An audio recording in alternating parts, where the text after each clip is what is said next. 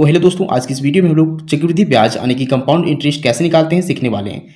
तो हमें एक क्वेश्चन दिया गया है, इस क्वेश्चन को हम लोग दो अलग अलग तरीकों से सॉल्व करेंगे। पहले तरीके का हम लोग फार्मूला यानी कि सूत्र का प्रयोग करेंगे और दूसरे तरीके को हम लोग ट्रिक से सॉल्व करेंगे।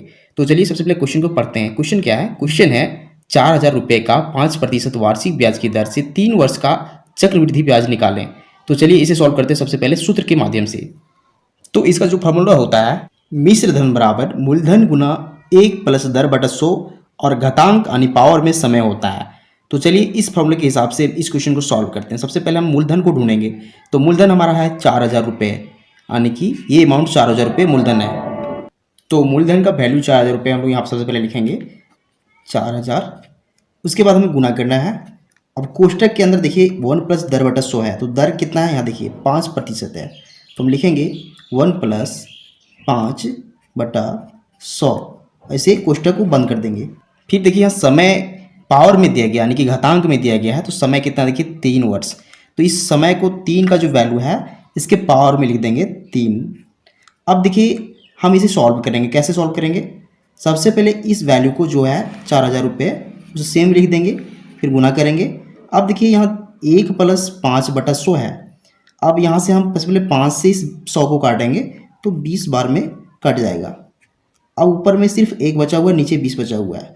अब इस 20 को इसके साथ गुना करेंगे तो हो जाएगा देखिए 20 प्लस 1 21 हो जाएगा और नीचे 20 हो जाएगा, यानी कि 21 बटा 20।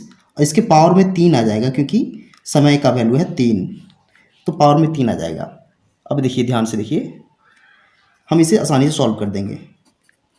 4,000 गुना 21 बटा 20 को 3 बार आपस में गुना करना है क्योंकि इसके पावर में 3 है। तो इसे लिखेंगे देखिए 21 बटा 20 गुना 21 बटा 20 फिर 21 बटा 20, यानी कि देखिए तो हम लोग 21 बटा 20 को देखिए 3 बार गुना कर चुके हैं। अब इसे हम लोग कैलकुलेट करके इसको काट के सॉल्व करेंगे। तो देखिए यहाँ सबसे पहले 3 जीरो ऊपर में है, 3 जीरो इन 20 के साथ लगा हुआ है, तो ये 3.5 जीरो कैंसिल हो जाएगा ऊपर के जीरो के साथ। अब यहाँ नीचे 2 2 2 बचा हुआ है, 2 से इस 2 को काटेंगे 4 कट जाएगा 2 बार में, इस प्रकार से। तो 21 गुना 21 गुना 21 बटा में 2 बचा हुआ है। चलिए इसे सॉल्व करते हैं। तीनों को पहले गुना करेंगे। तो देखिए अगर हम तीनों 21 को गुना करते हैं तो हमें मिलता है 9261, और इसे भागा देना है फिर 2 से क्योंकि 2 बचा हुआ है, तो बटा में हम 2 लिख देंगे। अगर हम 2 से इसे भागा देते हैं तो हमें मिलता है 4630.5। ये हमारा देखिए मिश्र धन निकल के आ रहा है जो रुपए में है, यानी कि इस मिश्र धन का जो वैल्यू है वो 4630.5 रुपये आ रहा है। चलिए अब हम इसकी सहायता से अब चक्रवृद्धि ब्याज निकालने वाले हैं। तो ब्याज कैसे निकालते हैं देखिए ध्यान से समझिए। तो चक्रवृद्धि ब्याज बराबर होता है मिश्र धन माइनस मूलधन। तो मिश्र धन का वैल्यू हमें देख चुके हैं देखिए 4,630.5 रुपये। तो इसका जो वैल्यू है इसे लिख देंगे 4,630.5 माइनस करना है हमें मूलधन। मूलधन कितना है देखिए यहाँ 4,000 रुपये मूलधन था, इस 4,000 को यहाँ घटा देंगे। देखिए 4,000 को घटा देंगे। अब अगर हम इसे घटाते हैं क्या मिलेगा देखिए 630.5 रुपये। यही इस अमाउंट का चक्रवृद्धि ब्याज हो जाएगा, यानी 630.5 रुपये। तो ये हमारा चक्रवृद्धि ब्याज हो जाएगा, ये हमारा फाइनल आंसर हो जाएगा। तो ये तरीका होता है फार्मूला यानी सूत्र से क्वेश्चन को सॉल्व करने का। अब हम लोग ट्रिक से सॉल्व करेंगे। तो चलिए देखते हैं कैसे सॉल्व करते हैं। तो देखिए इसमें जो अमाउंट दिया गया है यानी कि मूलधन दिया गया है वो 4,000 रुपये है और दर है 5%।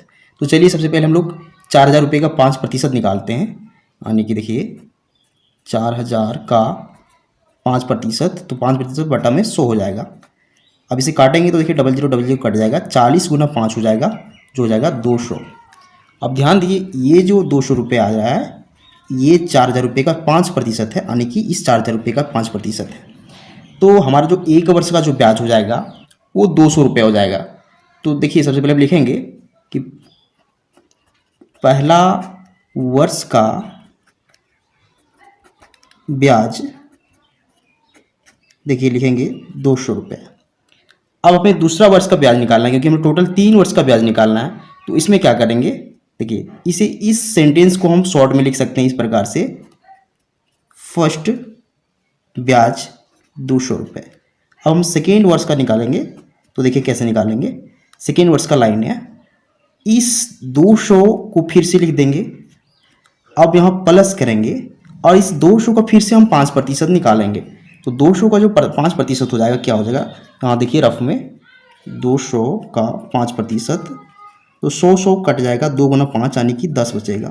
तो 200 का 5% 10 आ रहा है, तो इस 10 को यहाँ हम जोड़ देंगे। अब हमारा थर्ड वर्ष यानी कि देखिए तीसरे साल का ब्याज निकालना है।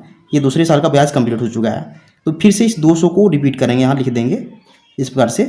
अब इस 10 को हम लोग दूसरे वर्ष के लिए इस 10 को 2 बार गुना करेंगे, 10 गुना 2 कर देंगे। ये ट्रिक होता है। अब यहाँ फिर से हम प्लस करेंगे, इस 10 का 5% फिर से निकालेंगे।